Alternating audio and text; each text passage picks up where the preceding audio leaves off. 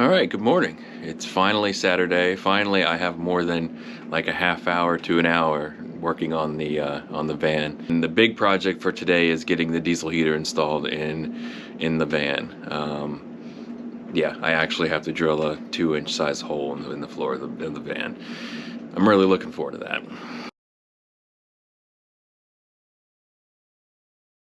All right, got the van in here. Where's my temperature thing at? It is 45, 50 degrees in here, so time to shut these doors and blast this heater. So I need to get the van up on quick jacks. All the crap that's in the front of the van needs to go to the back of the van so I can lift the seat up and start working on the diesel heater install, which is going to finish today. I'm saying it. I should also mention I have to finish this project today. I can't leave. It's nice having a garage. It's great. You would think I would have this van, in here all the time, working on it throughout, several days. I can't do that. I live on the edge of a farm, and because of that, there's mice everywhere. And I realize every time I leave the van in here with the door open, sometimes with the door shut, there's always a new resident. So that's my motivation to wrap this project up pretty quickly today and not have it linger into tomorrow, because I will wake up to a new roommate, and I don't want that. It took a while to get the last roommate out of this. I can probably put a video right here.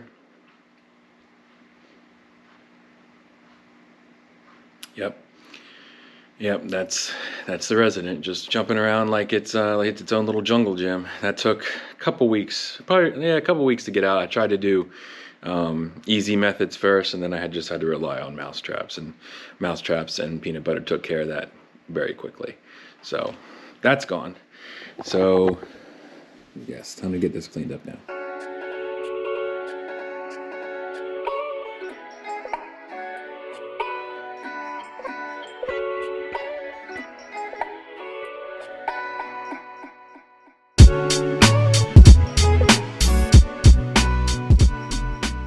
Cut the carpet out, cut the padding out. I found a leak.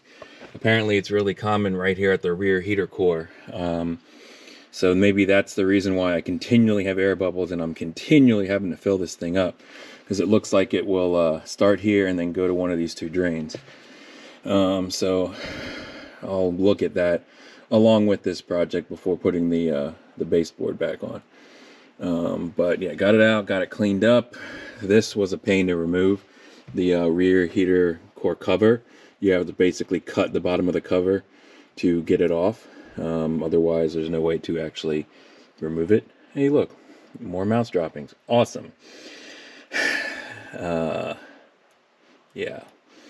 so gonna clean that up, because this is also where the mouse lives, so it wouldn't completely surprise me if he had a snack on these hoses and then decided it wasn't a great idea. Great place for a house though, nice and warm when the van's on. All right, next steps, I'm going to clean this up a little bit more, and then I'm going to try and measure where I want the hole to go for the diesel heater. I got the plate. I found a good spot here. There's a very flat piece of sheet metal right here. I checked underneath. There's absolutely nothing right here underneath, so that'll be perfect for the exhaust to come out and the intake for the diesel motor. I took the gasket off of the bottom of the motor and I traced it onto here, so I knew exactly where the gasket would seal, because I want the gasket to sit completely on this flat piece. I don't want it to overhang onto the ribs. There's ribs right behind it. So next up, I'm going to trace the metal onto the floor, and then I'm going to find a really big hole saw, and we're going to go for it.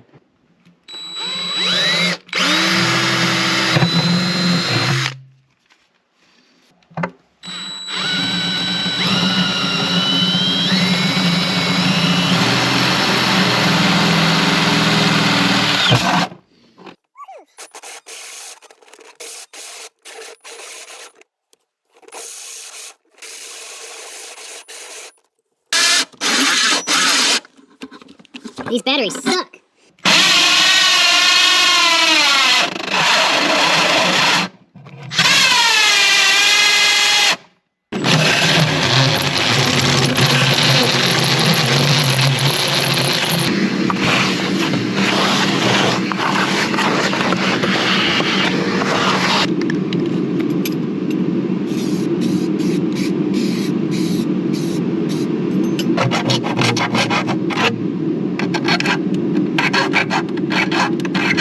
directions are okay, but they're not great.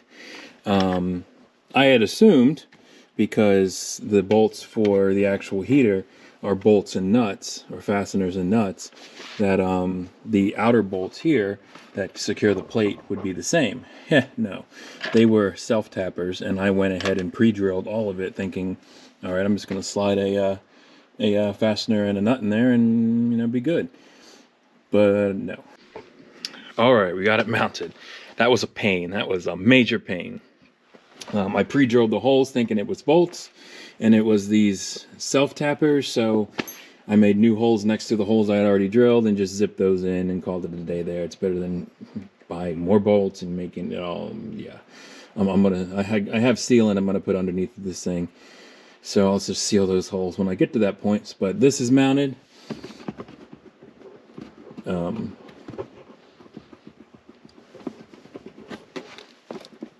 Oh, that's the whole floor moving.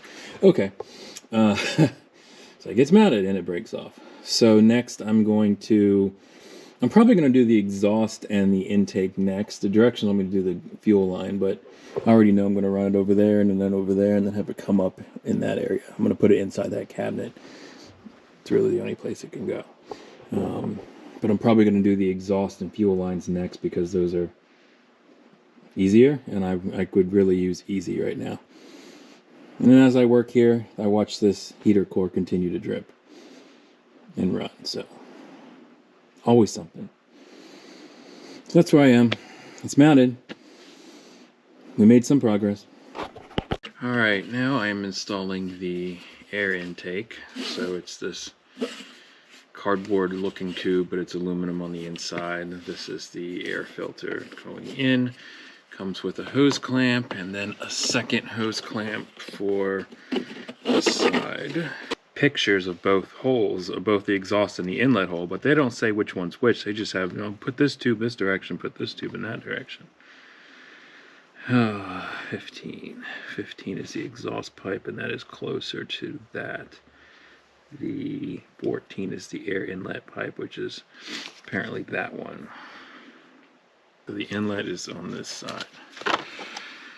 Okay. At this point, I want this project to be over with. This place is a mess. All right, so this is intake. This is exhaust. Exhaust closer to the passenger side, and the exhaust of the heat, and this is closer to the intake of the heat. So this will apparently pop on right there. Okay, brief update. So I got the intake and the exhaust both solidly in there. So exhaust I have going, and I have it mounted right here on the body, and then I'm having an exhaust right out in front of the tire. I'm probably going to trim this at some point, but I want to see like how much comes out to be like, do I need to aim it more out? Does it matter? Temporary. I don't want to cut something and not have to go back. And then intake I have running up here, right underneath of me, and then it loops around sitting here because this is not supposed to face the direction of the vehicle that's moving. Only thing left really is the fuel system. I need to run a line that way and then over to where I'm gonna have the tank. What a freaking mess. This is all the crap that was under there and all the tools I've needed throughout the day to make this work. This, I know it's worth it, but okay, so this is finished. This is a brief update, or I'm done for the night update. So got the diesel heater mounted. That's the heat exhaust. I'm gonna run the inside stuff tomorrow. Power wiring's coiled up right there. I forgot to read the directions and send the fuel pump wiring underneath of the bus before I mounted everything, so I had to take everything off again, run the cable, mount it again. So fuel pump power is now down there. That's all the controller power right there. See here, I got the exhaust. It comes out and then off to the side. I'll probably trim it at some point. Intake over here, zipped up over on that side so it's far away. Fuel comes straight down at a 45-ish degree angle to the fuel pump, which is right there with all its cable wrapped around it. Fuel line goes above that rail, and then I have a trail going that way above all of the coolant pipes, above everything. I didn't want it touching anything. So it goes straight across to the other side. So fuel pops out right here on the other side of the van. This was supposed to be bolted on, but it's kind of hard to get it bolted on with anything, with all this stuff in the way. So right now it's zip tied right there, and it's also the lowest point, which I'm not really liking, but for now that's where it's going to sit. So this is the fuel filter. So the green goes over here, comes up, and then I put a nice hole right there, and that's where the fuel line is going to go to the tank. I have a gasket kit somewhere, and I'll put a gasket on that to make sure it doesn't rub, and I just got to attach it to the tank. So theoretically everything outside the van is finished. So I am just about done and can barely move from laying on the concrete all afternoon, evening, morning. What time is it? Oh, 7. Okay, so that wraps it up for tonight. And then some point tomorrow or during the week when I can, I will install the tank, the gasket, finish the ducting. That's easy. I also need to look up seals for the rear heater core, because in the time I have been working on this, there's a nice little puddle underneath of it. Let me show you. And the van hasn't even been running. That's just dripping naturally. So this is where I've been losing my coolant and getting air into the system. So that's it for tonight. I'll probably do a little bit tomorrow, potentially, but I'm out of here for now. So it's been a few days since I have been working on this project. Apparently, being 35 doesn't mean you can lay on the concrete floor all day, literally all day, twisting and running pipe and wires and not, get away with that cleanly. My lower back has been pretty, strained. So it's taken a few days to recover from that. Now I really need to clean all this side off or put the tools away. That's what I should do. Do I ever do it? Have you seen the background in this garage?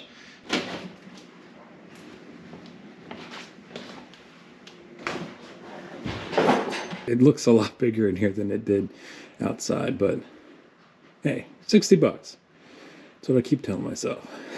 So within the gas tank comes looks like a nipple and 2-3 screws with washers. This is to, of course, mount the tank somewhere, and then this screws onto the bottom of it. Okay, so I screwed this on here, and really the only thing left is to attach the hose to it with a clamp. I don't necessarily need these screws yet. I'm gonna sit. Hopefully this fits down in there. Of course it doesn't, because I didn't measure. I just drilled a hole. I think we're about to hit our next steps of testing this. I took the lights out because I don't leave the van in here even if I'm going to go get fuel. So I have the tank mounted right there. It's poking through the floor of that cabinet with the hose running underneath of it. I stuck my water tank right next to it for now. That's not drinking water anymore. It's been sitting in there too long, so it's just keeping it from going anywhere, because I have no idea where my staple gun went. It's one of those things. I finished a project, I stuck it somewhere, and I don't have a clue where it is anymore. So I'm gonna run to the store and get a diesel can, and then stop at the gas station and get some diesel. And then the next step will be actually testing this, see if it works. Okay, so I'm back from the store now. I have a 5-gallon tank of diesel, and I have my pump from Amazon. This is the best thing. I never use those smart, safe nozzles anymore. I just use this AA battery powered pump. Easy, no mess. I'm gonna put a little bit in here, not too much, because it might leak. It really might. This is the control panel for the diesel heater. It runs off of 12 volts, so a positive and a negative. I had this converter cable that goes from like a standard 12 volt cigarette light adapter to a black and red there. So this will power the diesel heater independently. So let's power it on and see what happens, if anything at all. Honestly, not surprised. All right, so I got a battery. Oh, that did do something. So that worked on that battery. It was a very slow start of the screen. So maybe I'm sitting here messing with this still. It's taken a while to get the air out of the line. And it's still airing up. So I'm using the multimeter now to see. I don't think this connector I'm using on the Jackery is working.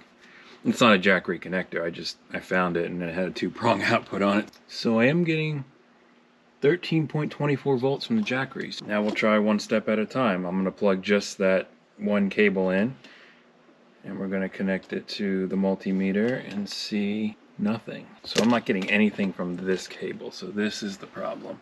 Maybe it's broken in here, maybe it never worked to begin with. That's what I get for finding it on the floor. Okay, so I cut into the Jackery's cable here. I haven't used it in a long time. I haven't used it ever, so it's a worthy sacrifice. But I also am not cutting this out of the final video because you might have this problem. You might find something like this and plug it in and nothing's working. So you got to get the multimeter out and you have to go part by part. Start with the source. Are you getting power there?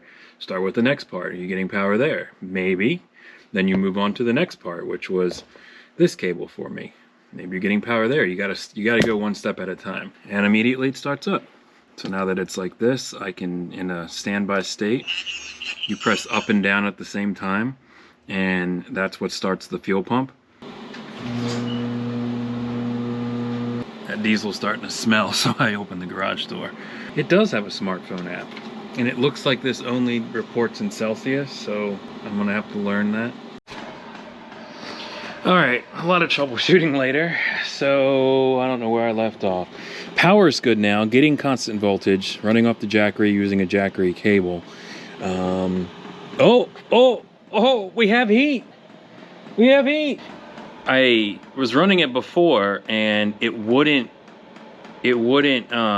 stay on. It wouldn't actually produce heat and it kept airing out. So I read through the instruction manual and tried to figure out what was going on, and I saw that the fuel filter was directional, and I put the fuel filter in backwards, so it kept popping air bubbles in the fuel line. I had to pinch the line off over there, take it apart, and oh, we got heat. Oh, it's working. And now it's ramping up to full power. Read your directions. Put the things directional. Both the fuel pump and the fuel filter are directional. And that's going to wrap up this installation vlog on how to install a diesel heater, or in some cases how not to install a diesel heater. I did screw up. I did mess some things up, but I fixed them. They're good to go now. But I wanted to show that stuff in here. Again, it's a learning experience. Not many people have installed a diesel heater before unless you already own a van or you work at a shop. So there's going to be mistakes. There's going to be things to learn from. So that's why I leave mistakes that I make in here, because it's okay to make mistakes as long as you learn from them and you fix them safely, especially when dealing with fuel. I'll include like doing the routing of the vent pipe in a future video. Thanks for watching episode 5 of this van life saga of mine. It's going to be a mix of both camping, either in my backyard when this thing doesn't run right or I don't trust it, and then I'm going to start expanding further and further out. But there's also going to be videos like this where they're not really instructional videos, because I'm definitely not a professional, but more vlog style to see what I went through with this build, what mistakes I made, what did I learn from, how many times did I screw up. It's going to be a lot, but thank you for tuning in. Definitely drop a comment if you have any suggestions on what you want to see, anything you don't want to see, and then definitely consider subscribing if you want to see more of this 1988 Volkswagen Vanagon and how I converted into a camping van. Thanks for watching. See ya. This Jackery Explorer 300 is not going to cut it for too long. Definitely going to need a Jackery upgrade at some point. And ever since I bumped the cables, heat hasn't come out.